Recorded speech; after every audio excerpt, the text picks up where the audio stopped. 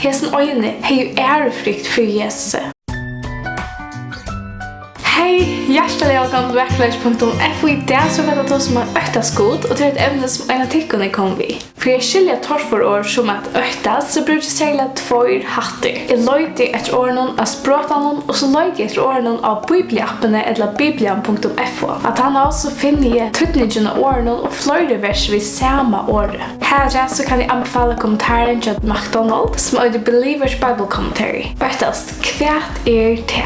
Hykker du at årene Óttast og språta det, så merker det ærefrykt eller riast. Ærefrykt, det merker viringar øtte. Og viringar øtte merker hava stora viring for en person. Og viring så først året for respekt. Så øtte kan også omsettes som øyelig stor respekt for en person. Og ærefrykt eller viringar øtte, som det man vel bruker. Til dømes så øtste mamma min og pappa min, jeg har ærefrykt for tøymon, men det merker ikke at jeg bengen reiste og gøyme for tøymon. Nei, det merker for at jeg har stora viring for tøymon. Og at det meningen og ikke og hva de ikke mer til beste. Og her det som merker at jeg aktiverer og elsker de. Hva sier Bibelen om at Óttast? Bibelen tar seg nekv om at Óttast. Hva vi skulle og skulle ikke Óttast. Bibelen tar seg over 130 spør om at vi skulle Óttast god. Og så 335 spør Óttast ikke. Men først får vi ikke etter hvem vi skulle Óttast god. Hva at Óttast god? Vi tar ofte en spurning hva ikke god, og jeg har alltid hatt verset sværer til spurningen. Hva annet krever Herren god til en avtar enn at du skal Óttast Herren god til en og genge alle løyer hans herre. Elsker han og tjene Herren og god til en av alle hjertetøyene og alle saltøyene. Ja, god vil og ikke at vi skulle ha ærefrykt for gode, og således akta og elske han. I begynnelsen har vi lest om at Óttast god i gamle smettet, så har det ser avhåvers at god legger dette at det er noe som vi skulle lære. Så du skal lære at Óttast Herren god til en alle ideer. Og et avhåvers som jeg legger mest til ta i løyde som versen om at Óttast god, så er det at Óttast god hunger skjema vi at lese Bibelene, at lære Bibelene å kjenne. Jeg skal lete de høyre årmøyene så de kunne lære at Óttast med så langt som de lever av hjørnet og lære bøtsen til vi. Etter bøyene, lovene og fyrkjøpene i Herren godtrykkere har avlagt mer å lære tikkene, så du skal Óttast Herren god til å akte etter ødlen loven og boven hans herre. Kom her, bød, lustig etter mer, jeg skal lære deg å Óttast Herre. David byr, lær meg vet din Herre, jeg skal leve i sannlega tøynen, gjør meg holdt hjertet til å Óttast navntrykt. Og jeg skjønner at øysene i versen at Óttast vi god, så akta vi år hans herre, Bibelene, som også vil kalle lov herrens, bo herrens, fyrkjøpene herrens, og halt på herrens godtøyns, så du gonger løyer hans herre og Óttast han. Og jeg skjønner at levitren skal få seg avskrift av hese lov, henne skal han hava tjaser og lese i henne alle der han lever, så han kan lære at Óttast herren godsyn og akta etter hverjen år i hese lov, og etter fyrkjøpene og halda til. Så de kunne høyre og lære at Óttast god tikkere. Akta vel etter at halda alle årene og hese lov, og bøtten tørre som ikke enn hava lært henne kjenne, de skulle høyre henne og lære at Óttast herren god tikkere.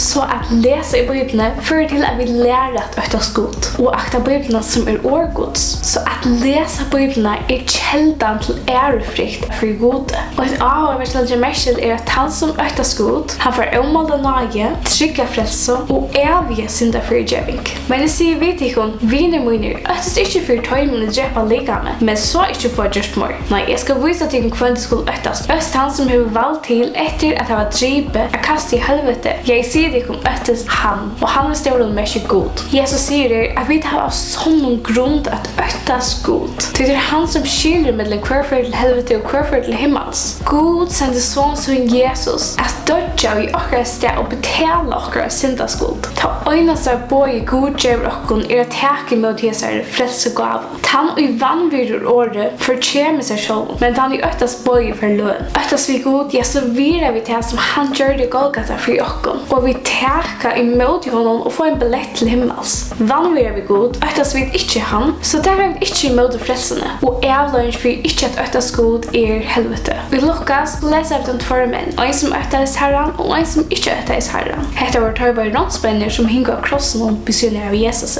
Annar av ildgjøra månen vi hinga her spottar han og sier, er du ikke Kristus, frelst i sjølvan og okkon, men hin hei et honom og sverar, Óttast heldur ikke to god, to som er under samme dome, og vi vrøtten, til vi får atter til å gjøre okkara av oppebor. Men hesen er ikke skøft kjørs. säger han med Jesus, Herre minst mig att du kör med rujtøyno. Och han svär i honom, sannliga säger till her, vi det skal du vara vid mer i paradis. Hesen øyne har ju ärefrykt för Jesus, och han ber han kom i sitt hjärta och täcka sina syndaskuld. Jesus, han teker emot kvarjen du som öttast han och väntar vi. Och Jesus vill köpa till personen är vi frälso. Men att i kvarje tjå teker han emot du som öttast han. När som himmelen är stor över jorden i nöj hans är stor över töjmen i öttast han. Så lägg som estri från västre, där han synder och är vara läggt fra okon. Så färger ger miskon mot böttensynen ger herren miskon mot töjmen i öttast han. Men nöj herrans värre från ävnon till ävnar iver töjmen och i öttast han. Ja, och varsågod, han som öttast god, han som betyder med Jesus, han är inte bara vår baddengods, men han är vår vinergods. Som viner vi vin, omgångst herren till i öttast han, och sått man i hans herre ska vara töjmen kundkörter. Och de som har betyder med Jesus som öttast god, de har finnet ometaliga negg dyr lyfter i Bibeln. Gode gjør dem lyfter om at han skal være vid tørlig, at han høyre deg og skal komme til til hjelper. Øttes tiden av herren og tjene i hånden og akt i han, så det ikke standa år i herrens i møte, men fylke herren om gode tykker etter. Så skal han være vid tykken. Når ei og herrens vendt til terra i øttast han, og som vågna av nei hans herre. Angel herrens tek støv rundt om teg i øttast han og fryer teg ut. Tid i øttast herren lydja han, ja han hjelp på kjølter tørra. Han skal sikna teg i øttast herren, bæg stor og små. Øttast herren dit høyløve til åtje fattast tøymon i øttast han. Tøymon i søkja herren fattast åtje godt. Så han sier at de som øttast herren, de fattast åtje, de merker at de mangler åtje. God sier de fyr dem, og det er et lyfte. Og som tryggvande så kan vi lære at øttast god meira. Dette kallas at veksta andalige. Vi lærer at øttast bøyblene, orgods og akte henne. Vi må lære at glias og kvile til en undervåld lyftene i bøyblene, som god har givet oss. Og vi lærer at øttast god meira og veksta andalige, så vil vi meira vis. Bøyla sier nemlig at øttast god visdommer. Og han sier vi mennesker at øttast herren til visdommer og skudjekt ytla til vit. At øttast herren oppe av kunnskaper, da vanvira visdom og tykt. At øttast herren oppe av visdoms og kjenning høyleia til vit. Ta vid lærer at øttast god, så er akkurat avvekster annerledes fra mennesken som vi omgengast. Vi får avvekst andans som Galatia 15 sa om. Og en avvekster av at øttast herren at heta hit ytla. At øttast herren til heta hit ytla. Stoltløga hugg med hin unda veien og hin falska munnen hetta heti er. Og varst hva? Klogaste mever Salomon som er liva. Han skriver at sanner Vakurleiki at øttast god. Vänlöjde sviker och Vakurleiki fafungt, men tankvinna som öttast herren ska vara röst. Samme mever Sálm som åt i allt och hej röjt allt. Säger emot ändan av liven, ändan av ödlun och allt är hårst heter. Öttast god och halt på hans herre. Till det är först människa och gera. Sálm stäfeste. Jag heter väl det enaste verliga hej virre. Och varsågod god löjder ett människa som öttast han och vilja hans herre. Kvar är mitteltickare som öttast herren och som lustar efter tjänare hans herre. God löjder ett människa som skiljer värsgods och öttast. Och jag tog sig örfraka god har gjort för dig. Och att människor öttast och kunde att jag god har gjort. De skiljer värs herre. Kom i höjre alltid i öttast god. Jag ska se från tog som han har gjort för Sálm.